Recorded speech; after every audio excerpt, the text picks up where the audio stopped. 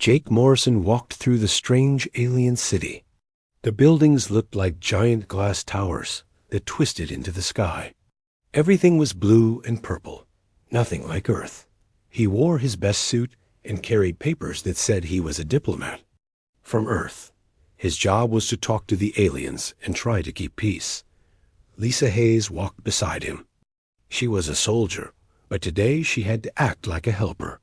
Her hand stayed near her weapon, even though they were supposed to be safe. The aliens had promised not to hurt them, but Lisa did not trust promises from creatures who killed for fun. The aliens were called the Nigma. They looked like giant bugs with hard shells covering their bodies. Their eyes were made of many small parts that moved and watched everything. They had 4 arms and walked on 2 legs like humans, but they moved too fast and too smooth. It made Lisa feel sick to watch them. Enigma had taken over many worlds. They would fly to a planet in their living ships and destroy everything. Then they would take what they wanted and leave the world empty. They had done this to over 200 planets. Now they wanted to take human worlds to Jake, and Lisa reached the palace where the alien leader lived. The building was bigger than anything on Earth. It was made of some kind of crystal that glowed from inside. Guards stood at every door. These guards were different from normal Nigma. They had weapons built into their bodies and moved like machines. Inside the palace, Jake and Lisa were taken to a huge room. The walls showed pictures of all the worlds the Nigma had destroyed. Jake could see cities burning and people running. It was meant to scare them. It worked. The alien leader came into the room. His name was Zix-9, which was hard for humans to say. He was bigger than the other Nigma and had gold metal pieces stuck to his shell. When he moved, the other aliens moved with him, like they were all connected somehow. "So the humans have come to talk," Zix-9 said. His voice sounded like metal, scraping against metal. "You are very small. Your worlds are very few. What could you possibly want to say to us?" Jake stepped forward. He had practiced this speech many times. "The United Earth Defense Coalition has sent me to give you a warning. We know you want to attack our colonies. We are telling you not to do this. If you leave our worlds alone, we will leave you alone." The alien leader made a sound like laughing, but it was horrible to hear. "A warning? You give us a warning? Look around you, little human. See what we have done to worlds much stronger than yours." Lisa could not stay quiet anymore. "We don't want to fight you," she said. "But we will if you force us to. Our colonies are protected by Earth. We will defend them." "With what?" Zix-9 asked. "We have studied your species for years. You fight with simple weapons. You use old rockets and basic bombs. Your technology is like toys compared to ours." The other Nigma in the room moved closer. Their weapons began to glow and hum. Jake knew they were in danger, but he had to finish his job. "Chancellor Zix-9, Jake said, using the alien's full title. "There are things about humans that you don't understand. We are not as weak as you think. This is not a threat or a lie. It is a real warning from one civilization to another. Please think carefully before you attack us." Zix-9's many eyes focused on Jake. "You dare to threaten the Nigma Empire in our own home? You stand in the Hall of Conquest, surrounded by proof of our power, and you tell us what we should do?" "It's not a threat," Jake said. "It's a choice. You can choose to stay away from human space and live in peace. Or you can choose to attack US and face the consequences." The alien leader stood up. He was 3 times taller than Jake, and his shell was covered in sharp spikes. "We choose to ignore your pathetic warning. The Nigma Empire will take your worlds like we have taken all the others. Your people will die or serve us. There is no third option." Guards moved to escort Jake and Lisa out of the palace. As they walked through the twisted corridors, Lisa whispered to Jake, Do you think they believed any of it? Jake shook his head. They think they know everything about us. They think we showed them our real military when we defended the outer stations last year. They have no idea what's really waiting for them. Command gave them every chance, Lisa said. The diplomatic. Corps tried for months to make contact. We offered trade, friendship, even technology sharing. They only wanted to know our weaknesses. They reached their ship, a small transport that looked old and simple. The Nigma guards watched them leave with amusement. To them, the humans looked like children playing with toys. But Jake and Lisa knew the truth. The ship that carried them was more advanced than anything in the Nigma fleet. Its weapons could destroy their palace in seconds. Its shields could stop their strongest attacks. And there were hundreds more just like it, hidden and waiting dot as their ship left the alien world. Jake sent a coded message back to Earth. It was only 3 words long. They didn't listen. On Earth, in a secret room deep underground, General, Patricia Collins read the message. She had hoped the Nigma would be smart enough to accept the warning. She had hoped they would choose peace over war, but she had also prepared for this moment. Humanity had been getting ready for 50 years. They had built weapons the aliens could not imagine. They had made plans the aliens could not predict. And they had waited for someone like the Nigma to test them. Send the order, she told her aide. Activate all defense networks. Begin phase 1 of the deception protocol. Let the Nigma think they are winning until it's too late. The Nigma Empire had made their choice. They had ignored Earth's warning. Now they would learn what humans were really capable of when they stopped pretending to be weak dot in space. The Nigma fleet began to move toward human colonies. They expected easy victories and quick conquests. They had no idea they were flying into a trap that had been 50 years in the making. The war was about to begin, but it would not be the war the Nigma expected. 6 months had passed since Jake Morrison's visit to the Nigma homeworld. The alien empire had spent that time building more ships and planning their attack. They were sure the humans would be easy to defeat. The human colony of New Denver sat on a planet covered in farms and mines. About 50,000 people lived there. They grew food and dug metals that were sent back to Earth. Most of them were families with children who had never seen a war captain. Roy Martinez commanded the Colonial Defense Force. He had 20 soldiers and 5 old spaceships. Their weapons were simple and their ships were slow. To anyone watching, they looked like they could barely defend themselves from space pirates. But Roy knew things that others did not. He had gotten secret orders from Earth Defense Command 3 months ago. His job was not to win the battle that was coming. His job was to lose it in exactly the right way. The attack came at sunrise on a Tuesday morning. The Nigma ships appeared in the sky like dark clouds. They were alive, made of some kind of flesh and metal mixed together. They moved and twisted as they flew, like giant animals hunting for prey. Roy's early warning system had detected them hours before, but he waited until they were close to sound the alarm. He needed the colonists to look surprised and scared. He needed the Nigma to think they had achieved complete surprise. All colonists, this is Captain Martinez, he announced over the settlement speakers. We are under attack by alien forces. Get to the underground shelters immediately. Defense force, prepare to engage the enemy. The colonists ran for the shelters, just as they had practiced in secret drills. But to the Nigma watching from above, it looked like panic and chaos.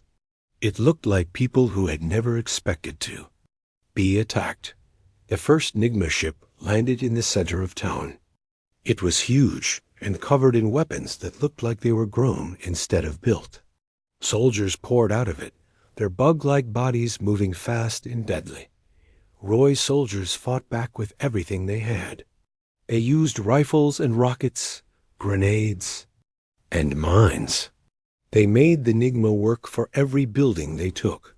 but their weapons seemed to barely hurt the aliens. "Command, this is Martinez," Roy spoke into his radio. "We're being overrun. Enemy forces are too strong. We need immediate support," but no support came. The Nigma had jammed most communications, just as Earth's planners had expected.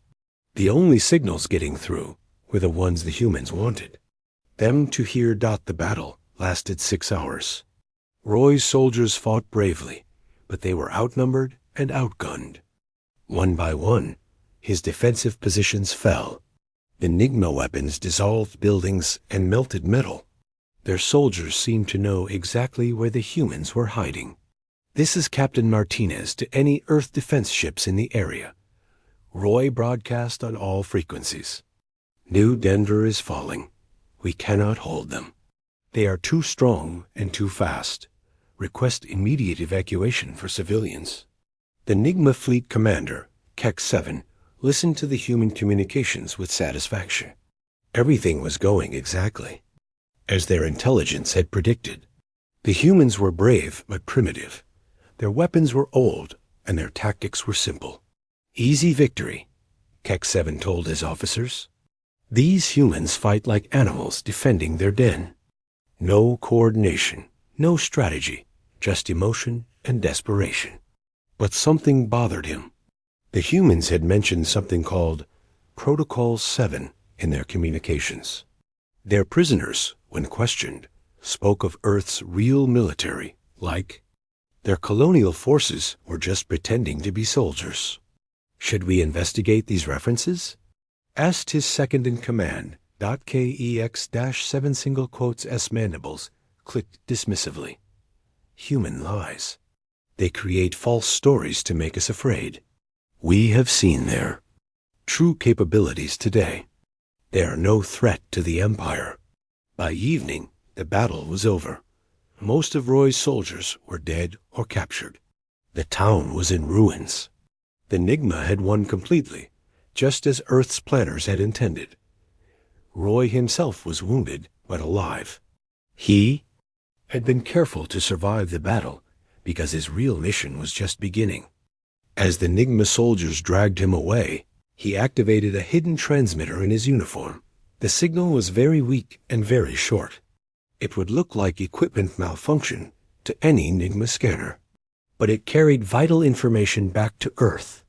Exact capabilities of Nigma weapons, the speed of their ships, and the tactics they used in ground combat. The surviving colonists were loaded onto Nigma ships for transport to their homeworld. They would be studied and questioned, then probably killed. But many of them carried hidden devices that would keep.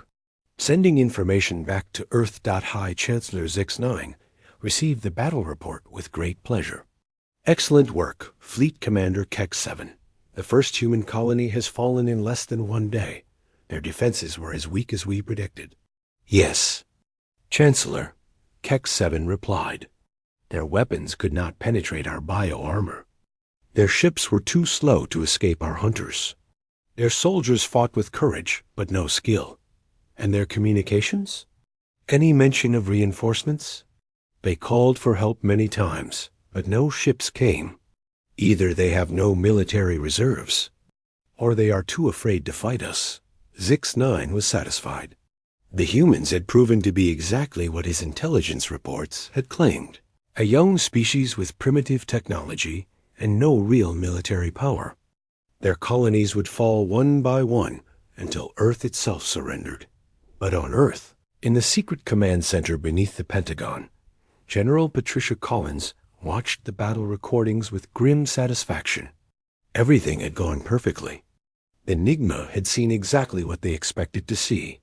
Roy Martinez played his part perfectly, she told her staff. His soldiers made it look like a real battle while giving the Nigma false confidence in their own abilities. Colonel Frank Adams nodded. "The aliens scanned our equipment, analyzed our tactics, and came to all the wrong conclusions. They think they've seen our real military capability." "How many of our people did we lose?" Collins asked. 47 soldiers and 23 civilians volunteered for the mission. They knew they probably wouldn't survive, but they wanted their sacrifice to count. Collins was quiet for a moment.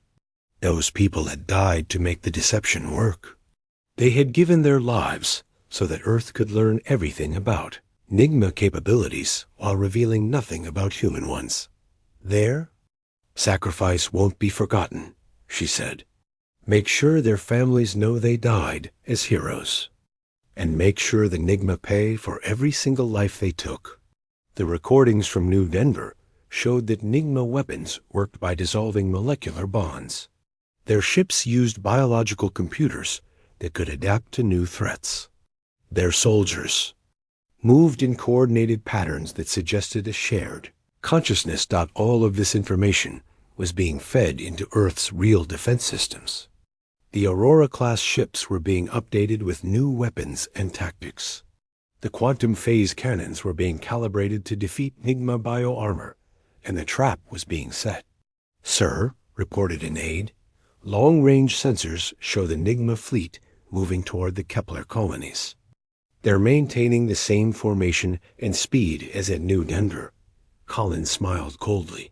"Perfect. They're so confident now that they're not even bothering with reconnaissance. Send word to Admiral Harris. Tell him it's almost time." Enigma. Empire had won their first battle against humanity. They had proven their superiority and shown their power. But they had also walked straight into humanity's trap. Every weapon they had used, every tactic they had employed, every weakness they had shown, it was all recorded and analyzed.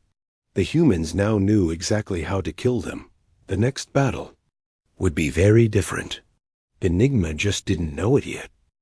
The news from New Denver reached Earth in minutes. The quantum communication system that Earth really used was far beyond what the Nigma had detected. While the aliens celebrated their victory, Earth's military leaders were already planning their response. General Patricia Collins stood in the war room deep beneath the Pentagon. The room was so secret that most of Earth's government did not know it existed. This was where humanity's real military decisions were made. They took the bait. Perfectly, Collins told her assembled officers. The Nigma think they've seen our real capabilities. They have no idea what's coming. Colonel Frank Adams pulled up the battle analysis from New Denver. Captain Martinez and his team did exactly what we needed. They fought hard enough to look real, but used only the weapons we wanted the aliens to see. Dr. Helen North, the project's chief scientist, activated the room's main display. What appeared was not the simple defense network the Nigma had observed, but something far more complex and deadly. "Ladies and gentlemen," she said, "let me show you what we've really been building for the past 50 years. The display showed orbital platforms hidden throughout the solar system. Each one was equipped with weapons that used exotic matter and quantum energy. They were invisible to normal sensors and could destroy entire fleets with a single shot. The Nigma scanned our colonial defenses and saw simple kinetic weapons and basic missiles," Dr. North continued. "They never detected the real network because it operates on principles they don't understand." Collins nodded. "Every colony they've studied, every ship they've encountered, every battle they've won, it was all theater. We've been showing them a fake military while hiding our real one." Commander Paul Wright entered the briefing room. He had spent the last year posing as a colonial defense officer on the Outer Rim. To the Nigma, he was just another primitive human soldier. In reality, he was one of Earth's top intelligence operatives. "The Nigma are moving toward the Kepler colonies next," he reported. "They're so confident after New Denver that they're not even bothering with proper scouting. They think all human defenses are the same." "Perfect," Collins said. "How many ships in their attack fleet?" 40 vessels, including 3 command ships. It's their entire 5th fleet, about 1/5 of their total military strength." Dr. North activated another display, showing sleek ships unlike anything the Nigma had seen. The Aurora-class vessels have been waiting in deep space for 2 years. They use quantum phase drives and temporal displacement weapons. The Nigma have never encountered anything like them. The Aurora ships were humanity's real military power. They could become invisible, travel faster than light, and strike from multiple dimensions at once. Their weapons could destroy matter at the atomic level, or freeze time around their targets. But our greatest advantage, Dr. North continued, is that we understand how the Nigma think. Their hive mind makes them powerful, but it also makes them predictable. They can't adapt to truly creative tactics. Collins studied the tactical display. The Nigma Empire's biggest strength is also their biggest weakness. They think in patterns. They expect their enemies to think in patterns too. But humans don't work that way. Frank Adams brought up intelligence reports from the past decade. We've been studying the Nigma since they first appeared. Every species they've conquered fought them the same way, with brute force and direct confrontation. That's why they keep winning. But humans are different, Collins said. We're the only species that has ever deliberately appeared weaker than we actually are. We're the only ones who have ever used our enemies' expectations against them. Dr. North showed the quantum resonance cascade weapons. These devices target the biomechanical interface that connects Nigma minds to their technology. One properly placed cascade can disable their entire neural network. How does it work? Wright asked. The Nigma's greatest advantage is that their minds are directly connected to their machines. They don't need to push buttons or give verbal commands. They just think, and their technology responds. Collins smiled grimly. But if you disrupt that connection, they become helpless. Their ships stop working, their weapons shut down, and they can't coordinate with each other. It's like cutting the strings on a puppet, Dr. North added. Without their technology, the Nigma are just oversized insects. The plan was elegant in its simplicity. The Nigma would attack the Kepler colonies, expecting another easy victory. They would encounter what appeared to be the same primitive defenses they had faced at New Denver. But this time, the Aurora fleet would be waiting. Admiral Harris is already in position, Collins announced. 12 Aurora-class vessels, fully armed and ready. The Nigma won't know what hit them. Wright looked at the casualty estimates. Ma'am, we're going to destroy their entire Fifth Fleet. That's thousands of Nigma soldiers. Collins's expression hardened. They had their chance for peace. We sent diplomats. We offered warnings. They chose to ignore us and attack our colonies. Now they face the consequences. The room fell silent. Everyone understood what was about to happen. For 50 years, humanity had been preparing for this moment. They had built secret weapons, trained hidden armies, and created false identities, all to make their enemies believe they were weak. The Nigma Empire has conquered over 200 worlds. Collins continued. They've killed billions of innocent people.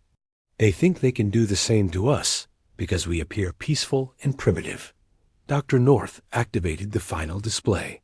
It showed Earth's true defensive network, thousands of hidden installations, millions of automated defenders, and weapons that could destroy entire star systems. They're about to learn that the most dangerous predator is the one that doesn't look. Dangerous, she said. Humanity survived on a death world for millions of years. We didn't do it by being the strongest or the fastest. We did it by being the smartest. Collins stood up, addressing her entire staff. Gentlemen, lady, we gave the Nigma Empire every opportunity to coexist peacefully. We offered trade, friendship, and mutual respect. They responded by studying our weaknesses and planning our destruction. She paused, letting her words sink in. Now they're going to discover what happens when you mistake human kindness for human weakness. They're going to learn why we survived when stronger species died out. And they're going to understand that when humans give a warning, you listen. The officers began filing out to their various assignments. The Aurora fleet was already moving into position. The quantum weapons were charging. The trap was ready. "Dr. North," Collins said as the scientists prepared to leave. "How long until the Nigma reach Kepler?" 18 hours, ma'am." Collins nodded. "Then in 18 hours, the Nigma Empire will learn what humanity is really capable of." They ignored our warning, attacked our people, and dismissed our strength. Now they faced the consequences. As the war room emptied, Collins remained behind, staring at the tactical displays. The Nigma had made the classic mistake of underestimating humanity. They had confused Earth's preference for peace with an inability to wage war. They were about to discover how wrong they were. The Nigma Fifth Fleet moved through space like a swarm of deadly insects. Their bioships pulsed with living energy, their weapons charged and ready. High Fleet Commander Vex 3 felt confident as he approached the Kepler system. "Intelligence reports show the same weak defenses as New Denver," he told his officers.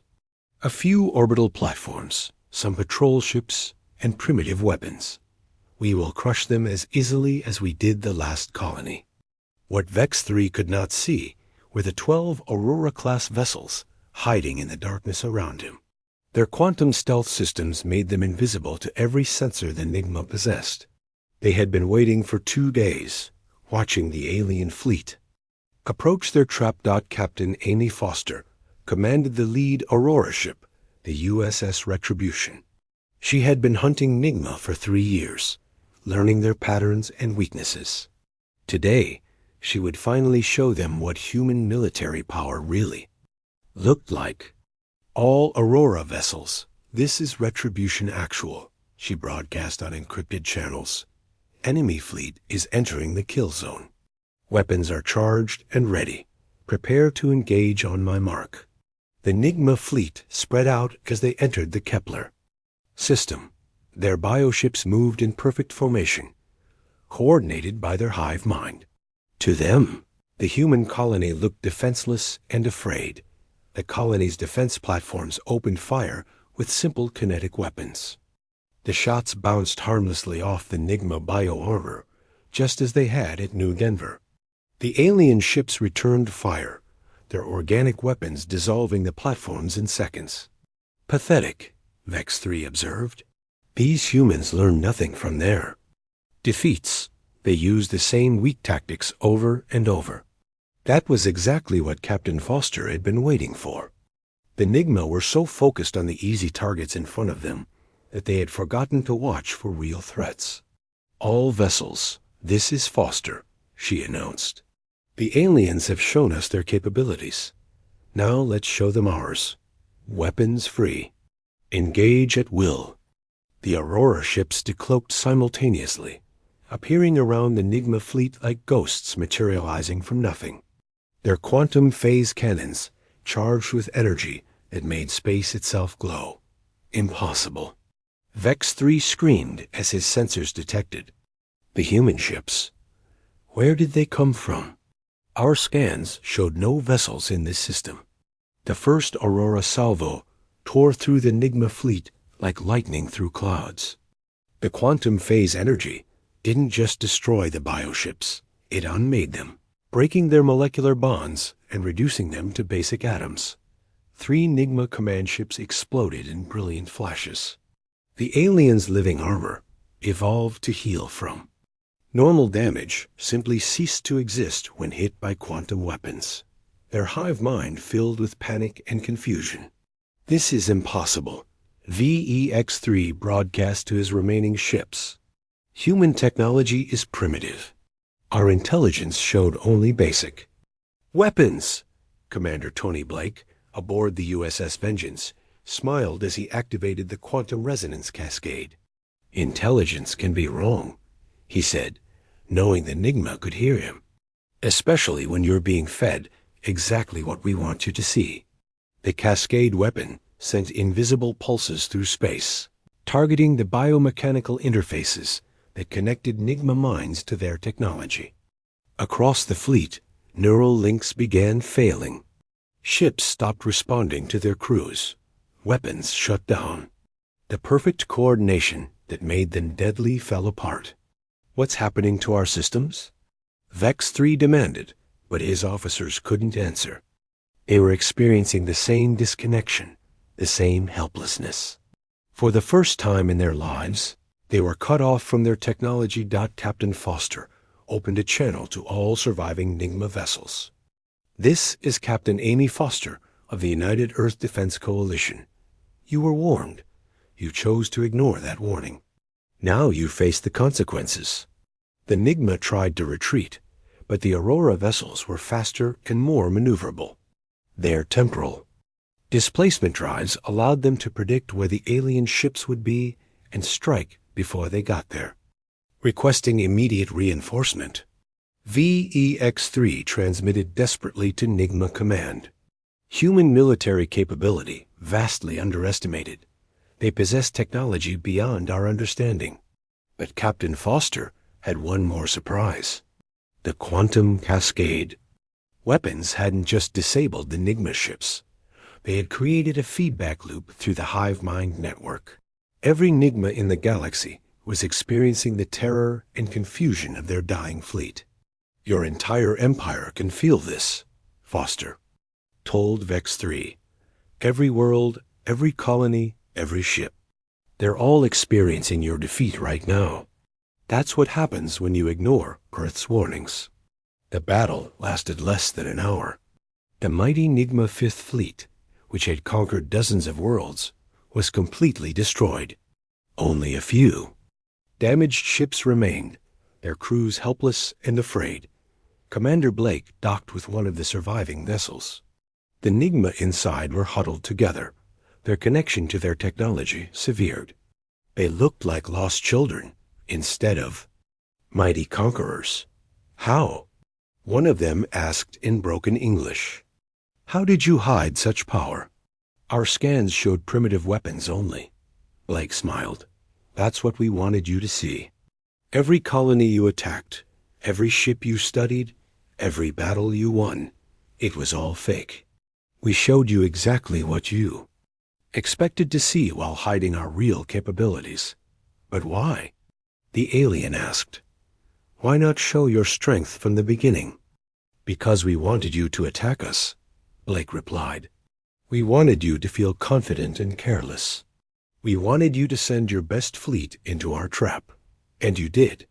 On the bridge of the USS Retribution, Captain Foster sent a message that would reach every corner of the Nigma Empire. The quantum cascade had turned their own communication network against them.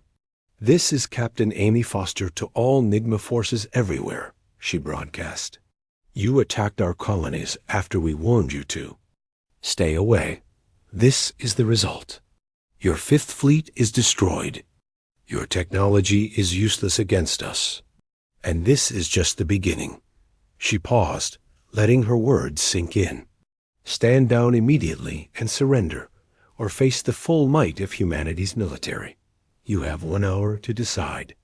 The response came, not from the Nigma military, but from their civilian population. Across their empire, ordinary Nigma were experiencing the death of their fleet through the hive mind. They felt the terror, the helplessness, the complete defeat. For the first time in their history, the Nigma Empire was afraid. High Chancellor Zix-9 received the reports with disbelief. One human fleet destroyed our entire Fifth Fleet? How is this possible? The humans practiced deception on a scale we never imagined, his aide reported. They made us believe they were weak while hiding weapons we cannot counter. Zix-9 stared at the tactical display showing the battle's end. Recall all fleets immediately. We must reassess this situation. But it was too late. The trap had been perfect, and the Nigma had walked straight into it. They had ignored humanity's warning, attacked their colonies, and dismissed their strength. Now, they were learning what happened when you underestimated the most dangerous predator in the galaxy, the one that preferred not to hunt at all. The war was far from over, but the Nigma Empire had just learned their first lesson. When humans give you a warning, you listen. Because if you don't, there might not be anything left to regret it.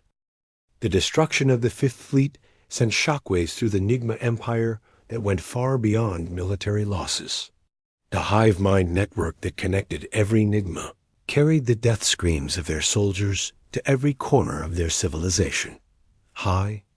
Chancellor Zix-9 sat in his throne room, watching reports flood in from across the Empire. His people were panicking. The perfect coordination that had made them so powerful was now spreading fear and confusion everywhere. How could our intelligence be so wrong? He asked his war council. How could we not detect such powerful weapons? War leader Keck-7, who had suggested caution months ago, found no satisfaction in being right. The humans deceived us completely. They showed us fake military forces while hiding their real ones. In the center of the room stood Dr. Meg Sullivan.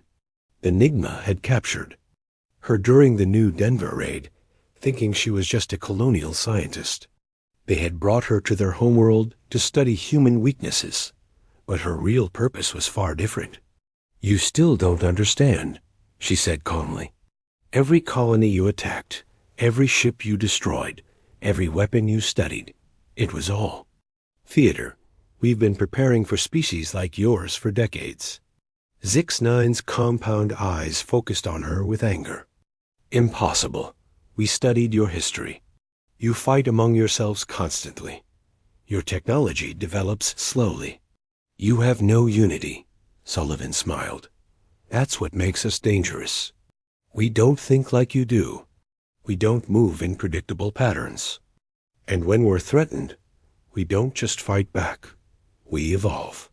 As if summoned by her words, alarms began sounding throughout the Imperial Command Center. Long-range sensors were detecting massive fleets emerging from hyperspace throughout Nigma territory. Admiral Carl Harris commanded the primary assault fleet. His flagship, the USS Defiance, led 30 Aurora-class vessels toward the Nigma homeworld itself. Behind them came support ships carrying Marines, engineers, and occupation forces. "This is Admiral Harris to all Nigma forces," he broadcast as his fleet approached their capital system. "You were given every opportunity to coexist peacefully. You chose conquest instead. Now you face the consequences." The Nigma home fleet moved to intercept the human forces. 200 bioships, the largest concentration of military power in their empire, spread out in defensive formation. Their commanders still believed they could win through superior numbers, but they were wrong. The Aurora vessels fought with tactics that the hive mind couldn't predict or counter. They appeared and disappeared like ghosts, striking from multiple directions at once. Their quantum weapons turned the living Nigma ships into clouds of atoms. Captain Lisa Hayes, revealed now as a military intelligence officer rather than a diplomatic escort, led a strike team toward the Imperial Palace. Her transport ship used phase shift technology to pass through the planet's shields like they weren't there. "Remember," she told her Marines as they prepared for deployment, "we're not here to destroy their civilization. We're here to end their empire and show them what happens when you ignore humanity's warnings." The battle for the Nigma homeworld was swift and decisive. The hive mind that should have been their greatest advantage became their greatest weakness. When the quantum cascade weapons overloaded their neural networks, the entire fleet lost coordination at once. Ships collided with each other. Weapons fired randomly. The perfect unity that had made them feared across the galaxy shattered like glass dot in the Imperial Palace. High Chancellor Zix-9 watched his empire crumble in real time. Human strike teams had disabled their command networks. His fleets were being systematically destroyed, and the fear spreading through the hive mind was paralyzing his entire species. "We surrender," he transmitted to Admiral Harris. "The Nigma Empire formally surrenders to the human forces. Please stop the killing." Harris's response was immediate and final. "There is no Nigma Empire anymore. Your aggressive expansion ends. Now, your military fleets will be disbanded. Your colonies will be granted independence. And you will never again ignore a warning from Earth. The last Nigma bioship powered down its weapons. Across their former empire, human fleets were accepting the surrender of military commanders who had never known defeat. The war was over. Dr. Sullivan stood before the fallen chancellor in his ruined throne room. We tried to warn you, she said. We sent ambassadors. We offered peaceful coexistence. You chose to see our diplomacy as weakness. How long?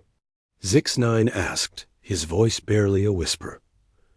How long have you been planning this? Since the moment your species first appeared on our sensors 50 years ago, Sullivan replied. We've been watching you, learning your patterns, preparing for this exact scenario. She gestured to the tactical displays, showing human fleets throughout former Nigma space. Every aggressive species eventually makes the same mistake. They think humanity's preference for peace means we're unable to wage war. The Nigma Empire, which had dominated 12-star systems for over a century, was completely dismantled in less than a week. Their colonies declared independence with human support. Their military technology was confiscated and studied. Their hive mind network was permanently severed to prevent future coordination. Admiral Harris established his headquarters in the former Imperial Palace. From there, he coordinated the peaceful transition of power across dozens of worlds. The humans had not come as conquerors, but as liberators. What will happen to us? Zix9 asked Dr. Sullivan as human medics treated his wounds. You'll live, she said. Your people will be free to develop their own civilization without the empires. Military control. But you'll never again be allowed to threaten other species. Ambassador Jake Morrison arrived on the Nigma homeworld 3 days after the surrender. His diplomatic mission, which had seemed like a failure months ago, was finally complete. We gave you every chance to listen, he told the assembled Nigma leaders. We warned you what would happen if you attacked our people. You chose not to believe us. The former chancellor looked at Morrison with something like respect. Your species? You are not what you appear to be. No, Morrison agreed. We're not. And that's why we survived when stronger species died out. We learned that the best way to win a fight is to make sure it never happens.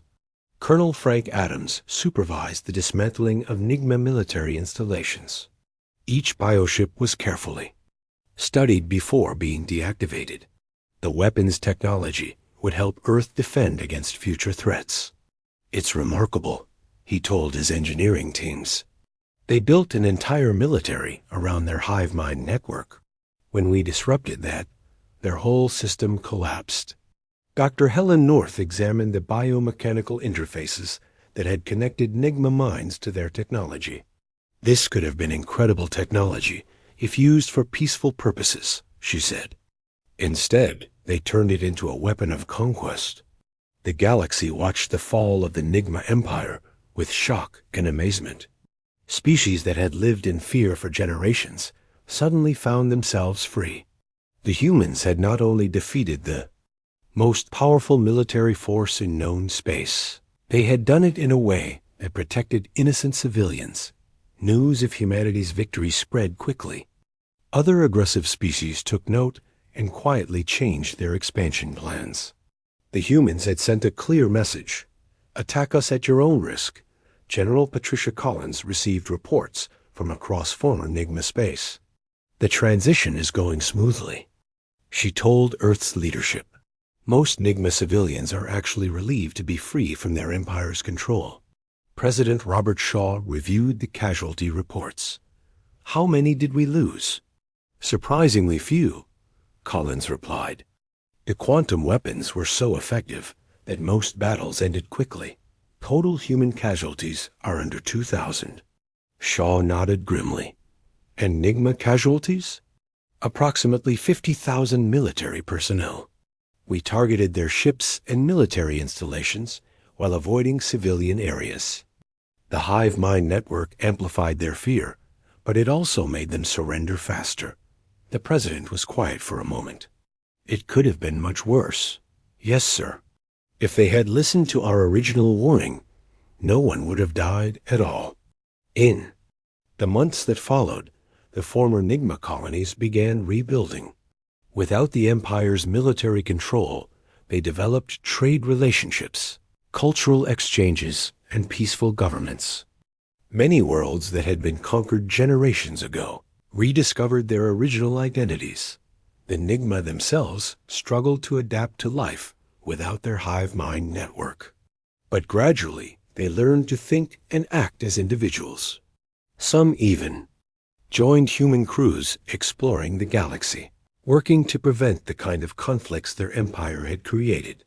Captain Amy Foster was promoted to admiral and given command of the new Galactic Peace Corps. Her mission was to prevent future wars through the same combination of diplomacy and hidden strength that had defeated the Nigma. The galaxy has learned an important lesson, she told her officers. When humans give you a warning, you listen, because we're the only species that prefers peace, but is fully prepared for war. Years later, xenobiologists would study the fall of the Nigma Empire as a textbook example of strategic deception.